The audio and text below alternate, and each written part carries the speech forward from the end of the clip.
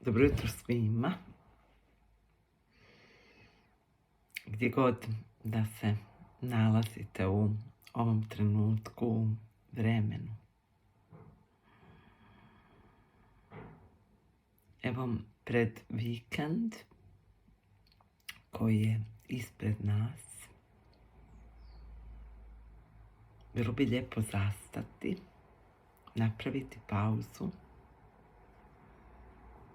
osjetiti što se događa u našem tijelu. Pitati tijelo što mu je potrebno.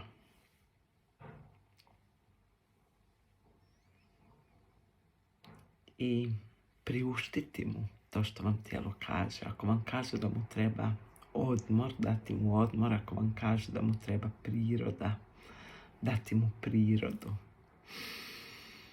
Ako vam kaže da mu treba pokret, dati mu pokret. Ako vam kaže da mu treba kontakt sa drugim ljudima, priuštiti mu i dati kontakt sa drugim ljudima. Jer koliko god naš uvijek bio u prošlosti ili u sadašnjosti, naše tijelo je uvijek tu i sada. Tijelo ne može pobjeći u prošlost. Ne može biti u budućnosti, uvijek se nalazi tu i sada. I uvijek nam pokazuje kroz razgibanost, fleksibilnost, blokade što se u tijelu događa tu i sada.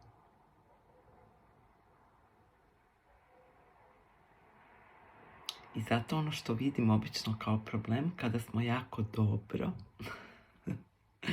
i kada se ubrzamo, kako zapravo uopće zaboravimo pitati tijelo kako mu je i može li pratiti naš duh.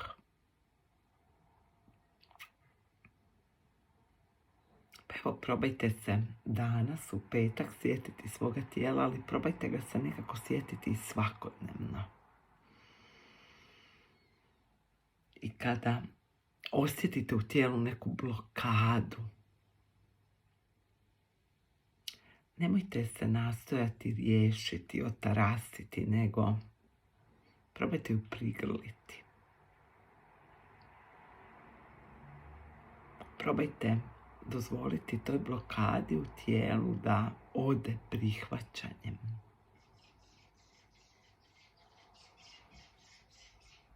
Jer i ta blokada vas neće muči da zastanete, da otpustite.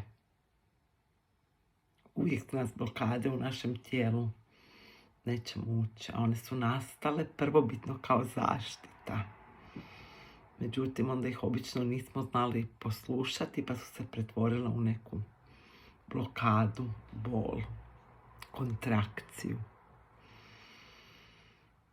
I zato ja volim reći da kad nekog želimo podržati, trebamo ga samo voljeti.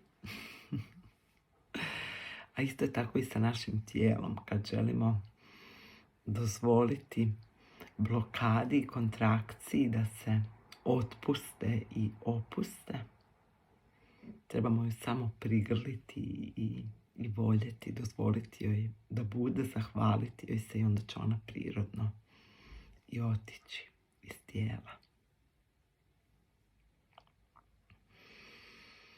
Pa evo, danas je jedan petak u ime našeg predivnog, mudrog tijela. I da ga počnemo slušati sve više i pratiti signale koje nam daje.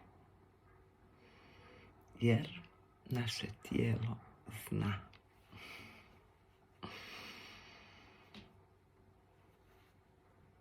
Grlim vas, ljubim vas, volim vas gdje god da jeste.